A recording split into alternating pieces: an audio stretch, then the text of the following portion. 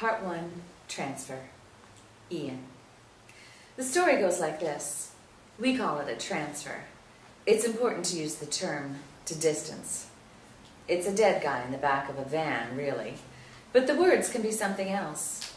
Getting the terms right is a big part of the job. Hauling dead bodies around is another big part. I will pick up a transfer from an accident site, not a dead guy. Not a guy anymore. Not even a corpse. I don't say corpse or cadaver, body. It's upsetting to the family if they're on hand. So I call it a transfer. The funeral home calls it remains, if they have to call it anything. Euphemisms are one of the primary services the death industry offers. Kindness and lies in language. Also, we deal with your dead. I say we when I have to speak to the bereaved. I say bereaved and not mourners or dead guys' relatives. I say we because people are comforted by the concept that I am part of something larger and organized, and it's not simply me and my partner loading their dead into the back of a van and taking them away. I say very little. I collect what needs collecting and I disappear. I don't work for a hospital. I drive a van, not an ambulance, not a hearse. If I'm there, it's because there was a no chance. The paramedics, the police, the rescue workers are already gone or they didn't bother. If you get your head cut off by farm equipment on the outskirts of a small town, they don't send the ambulance out, the tires squealing, the sirens blaring. Then what? Yep, motherfucker's head sure is off. Yep. They don't wake the doctor up for that one. The elderly who pass quietly in their rest homes. No chance accidents. People not seen for a while, whose neighbors complain about a stink wafting through the apartment complex. If the body isn't prepared for burial, they don't send a hearse. If the body cannot be saved, they don't send an ambulance. They send 2 guys in a van. I wear black, but no tie, and shake as few hands as possible. Get in and out as quick as I can, unless the other guy riding with me is a funeral director. They always want to hang around all day, pumping the family for information and trying to sell. Shaking hands and offering condolences, but smiling. I make sure I get signatures on the proper forms because I don't want to have to go back. I'm not the Grim Reaper. No matter how many times that furious bitch at the Nagelfar family rest home curses me out, I just take the body, and I call it a transfer. I'm saying it now, but really I try not to do that either. People get upset. It used to be a he, a him, a father, whatever. The act is a transfer, and the remains themselves are a transfer. It is a noun and a verb and a word that avoids other words. It is versatile. It is useful to me. I try not to use the name of the deceased. 1, because it can be upsetting, and 2, because I forget the names the minute after I read them. I work for a transfer service. Becky calls me the boatman. Says I ferry the souls across the river, but she's wrong. She was a grad student back east, and as a consequence, she reads too much, and reads too much into everything. Not everything has to mean something. Why does anyone do anything? I just transfer. The kid sitting next to me is named Neil, or Ned, something. This is the first transfer he's been on. This is training. All he has to do today is help me lift, but he's nervous. Do you get used to it? He asks. Get used to what? Bodies, dead bodies. That gets easier, right? Call them transfers. Don't talk to anyone on site if you can help it. You have gloves? Yeah, I have my gloves.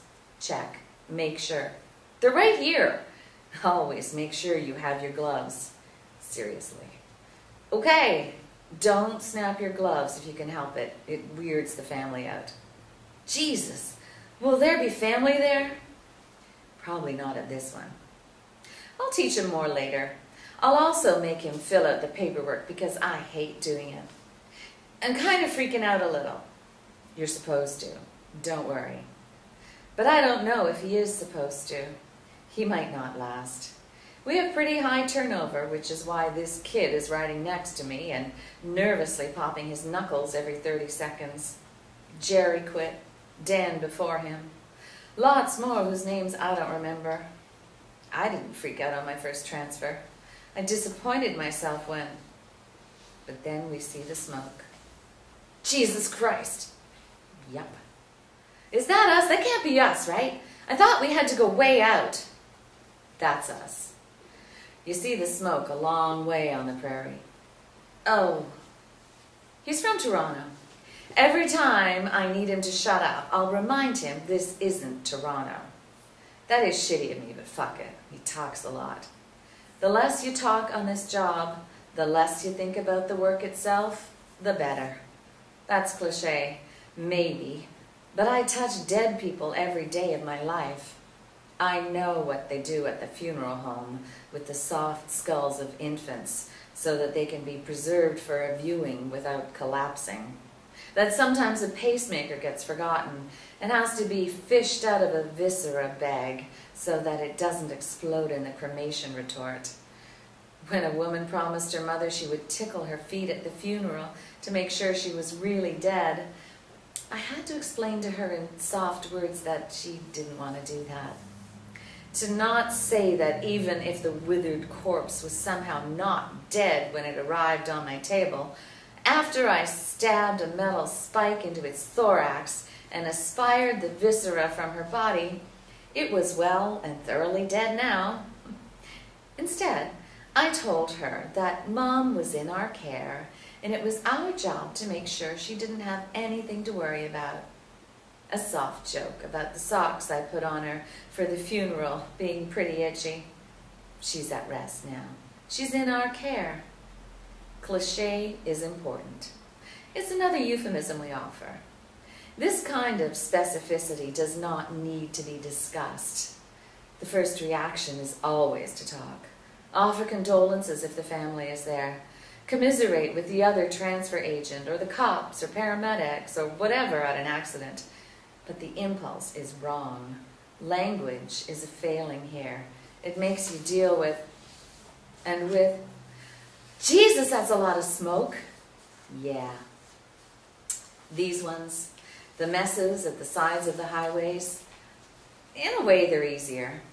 Don't have to get signatures from the rest home administration or permission from landlords to enter. The police or fire or whoever's at the scene will sign so they can go home and we'll go to work. This is a job that someone has to do.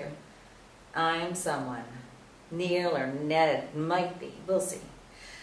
As we approach the smoke billow, I slow the van. Blip of light pulse against the underplume of smoke. Cops or fire on site already. That's good. But too far to the north. Ah, fuck. What? The kid asks, suddenly panicked. The smoke is coming from the field. The truck must have thrown the transfer's car. We're going to have to walk in. I don't think we have to get permission from the farmer if the cops are already on scene. I could call my boss for procedure on this, or I could just get the transfer out and claim ignorance later if I have to. That one gets me to lunch faster. There were crows up there. Neil or Ned watches them circle high and lazy, avoiding the thickest parts of the smoke. There is little wind today. Birds and a pillar of ashy dark smoke hang in the air. Yeah, there are always birds on the outside ones. Oh, Jesus, it smells like cooking. Don't. Just turn off. Try not to think about it. And if the birds have been at it, try not to look at the face. What? They take the eyes first. Fuck! The kid probably won't last long enough for me to learn his name. I pull the van to a stop. Fire and cops already done what little they were going to do. I see a familiar cop, nod to him as I kill the van's engine and grab my clipboard. The cop nods back and stretches his neck, looks at his watch. With us on scene and everything contained, they can leave once they get me to sign off. A no chance. The story goes something like this. 18 bajillion ton truck hauling 2 trailers and doing about 30 over the limit comes smashing down the crow's nest and hits the transfer's little Hyundai. The transfer must have been shooting through on one of the intersecting county roads, but it's impossible to tell where the actual impact happened. There are pieces and wreckage flung everywhere. Rubber on the road, but it's unlikely the trucker reacted fast enough to hit the air brakes anywhere even close to where the impact was at that speed. That much mass and velocity will throw debris a quarter mile into the field. This transfer and his Hyundai fireballed.